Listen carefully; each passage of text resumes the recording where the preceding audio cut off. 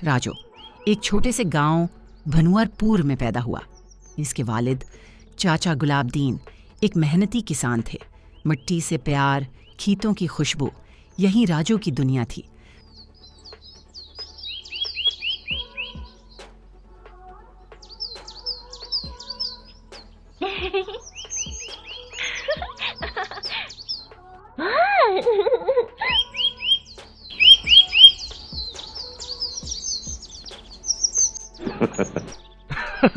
अब बिल्कुल ठीक कह रहे हैं। ना जाने ऐसा क्यों हो रहा है, कुछ समझ नहीं आती। अल्लाह ही बेहतर करे। राजू को स्कूल के बाद आगे पढ़ाई का कोई खास बंदोबस्त न था। गुलाबदीन चाहता था कि राजू खेती बाड़ी संभाले, लेकिन राजू के ख्वाब कुछ और थे। वह अक्सर कहता, अबा मैं शहर जाना चाहता हूँ, कुछ बनना चाहता हूँ। गुलाबदीन सिर्फ मुस्कुरा देता, लेकिन अंदर ही अंदर डरता था। शहरों के धोखे से, तन्हाई से और सबसे बढ़कर बेटे के बदल जाने से।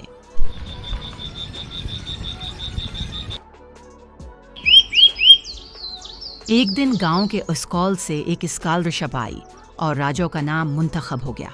पूरे गांव में खुशी की लहर दौड़ गई, लेकिन गुलाबदीन की आंखें उदास थीं।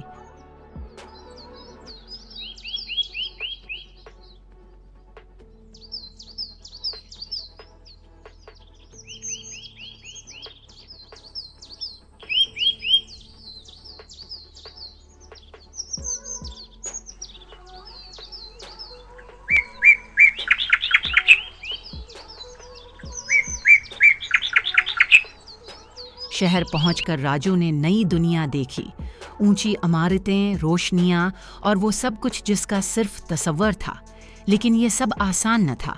नौकरी के लिए धक्के, पैसे की तंगी और तन्हाई।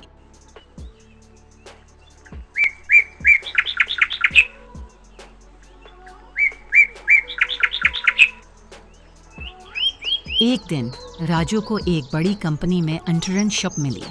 वो बहुत खुश था। वो दिन रात मेहनत करता और आखिरकार एक बाइज्जत मकाम हासिल कर लिया। कुछ साल बाद राजू वापस गांव आया, गाड़ी में सूट पहने, मोबाइल पर बात करता हुआ।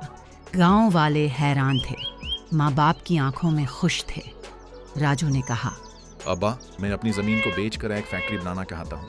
गुलाबदीन ने खामोशी से खेत की तरफ देखा और बोला, राजू बेटा, ये जमीन सिर्फ रोजी नहीं, हमारी पहचान भी है। राजू ने जवाब में सिर्फ इतना कहा, अब्बा दुनिया बदल गई है, हमें भी बदलना होगा।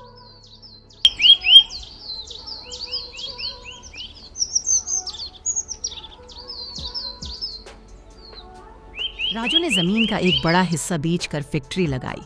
गांव वालों को नौकरियां मिलें। गुलाबदीन खामोशी से पीछे हट गया। पहले सब ठीक था, फिर आहिस्ता आहिस्ता सब कुछ बदलने लगा। फैक्ट्री से पानी की आलूदगी शुरू हो गई। खेत सूखने लगे, मछलियां मरने लगे, गांव में बीमारियां फैलने लगीं। राजू ने तहकीक करवाई और चौंक गया। ये सब हमारी फैक्ट्री की वजह से हो रहा है। वो गहरे दुख में था। आबा को देखने गया, जो अब बीमार थे।